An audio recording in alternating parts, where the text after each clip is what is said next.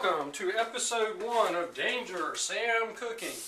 Tonight's dish, venison stew. First, liberally spray down the grill with Pam grilling. They probably had no idea I was going to use it this way. Next, take some deer. This came from the Rockin' M Ranch out in Bernie, Texas. Cut the meat as small as you can. But don't cut it so small that it's going to fall through the grill.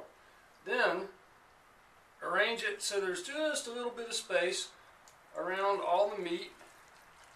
Darn, too much meat. Well, some of it's going to be touching. Okay. Next. Clean your hands. Time out. After you clean your hands, grab some more Pam grilling and thoroughly soak all the venison. This is kind of mystery meat. I know it's venison. One bag said stew meat, and it was chunks of what looked like stew meat. The next bag said stew meat, but it looked suspiciously like venison brisket. I'm putting venison brisket on my list of stuff I want to cook really soon. The other bag said venison neck meat. And that was some good looking meat. It looked like filet mignon with some gristle, but this is going to be stew. So by the time the stew is ready 12 hours from now, that gristle is going to be like al dente pasta. Okay, here comes the fun part. Browning the meat. First, you fire up your handy propane weed burner, which now becomes a meat browner.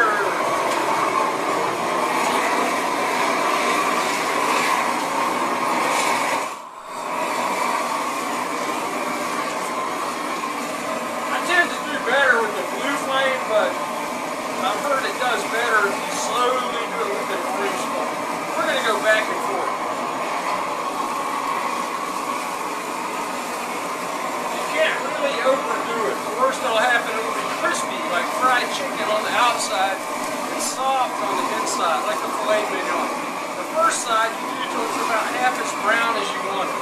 Always pick some small little piece like this one, and I just moved the crap out of it. That way I can eat it in just a couple of minutes. Okay, we're sufficiently brown now. I've tried many instruments over the years, but I found the very best one for flipping this meat over is your fingers. So, you gotta wait a minute while it cools off. You could put salt and pepper on it now, but I don't like doing that. I'm going to make stew. There'll be plenty of pepper in there. It's always been my theory that the salt dries out the meat. The only meat I put salt on is like real fat chicken thighs when I'm cooking them. They got so much fat it doesn't matter. Anyway, we're going to take a 30-second Heineken break while the meat cools off, and then we'll flip it over and do this again. Flipping the meat over, this is actually my favorite part because now is when you plan what you're going to do with it and hope you got enough supplies to do it. For this stew, this meat's kind of strong, so it's going to have like one Vidalia onion, a bunch of green onions. Leeks would be better, but I'm out of leeks. But that reminds me of my favorite joke. You're at Walmart, you're in the leek department, okay? So you grab a pack of leeks and you find some good looking woman and you hand her the pack of leeks and you say, "Here, take this for a second, would you?" Well, she says, "Oh, of course." And then you say, "You just took a leek in front of all these people." Anyway, we're going to have leeks and carrots and green beans. Alright, all the meat has been flipped. Some of it flips right back over, don't worry about it. You just try to get the brown side down. Alright, once again, totally soak it with Pam grilling. Once you got a nice foamy coat of Pam grilling on it, fire up your trusty meat browner again.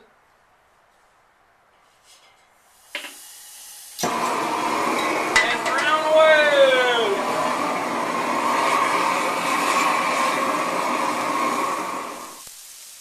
Alright, there you go. Crispy on the outside, just like fried chicken. That's the way I like mine. Now, off to the kitchen. There you have it. A bowl of perfectly browned venison brisket neck, stew meat, whatever.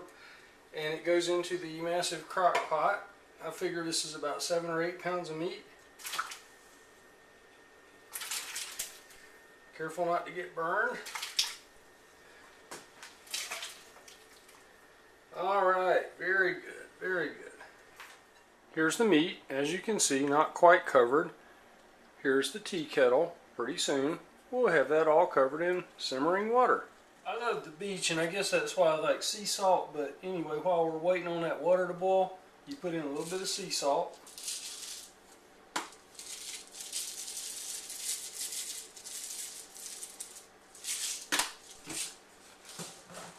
And where I come from, no dish would be complete without the national spice of Louisiana, Tony Sacher's. One time I called him up because I had an argument with my friend about how do you pronounce his name. I said, how does Tony pronounce his name? And they said, he says Tony Sacher's. So, it looks like Kachiris, but we call it Tony Sacher's. So, national spice of Louisiana. And now it's time to chop the vegetables. Green beans, these are nice and easy, steam in the bag, already ready. I'd be embarrassed if they come out of my kitchen. They still got the ends on them and there's dirt. So clean them up, cut off the ends, throw the ends away, take a good part. I kind of like diagonal slices, I don't know why, I just think it looks better. And cut them up, and when you're ready, throw them in. Listen, I hear the tea kettle. Cover everything, we got more veggies to go. I'm going to put it up to about the 6-quart mark. Alrighty, that looks pretty good to me. Next comes the celery. Again, I like it on the bias. No reason for it. It tastes the same. I just think it looks better. And I like it, the greener the better. I like it the color of about like a 1957 Plymouth Plaza car, if anybody's old enough to remember those. Next will be the green onions and the carrots. I cheated on the carrots. I do actually own a mandolin. But it takes a lot of time, and mine don't really turn out as good as the ones I buy at the store. So I went to a little Florida store we got called Publix, and their dip chips are actually very well julienne. So we're going to use those. Alright, that's enough green onions. Like I said, leeks would be better, but this is what they had. So in they go.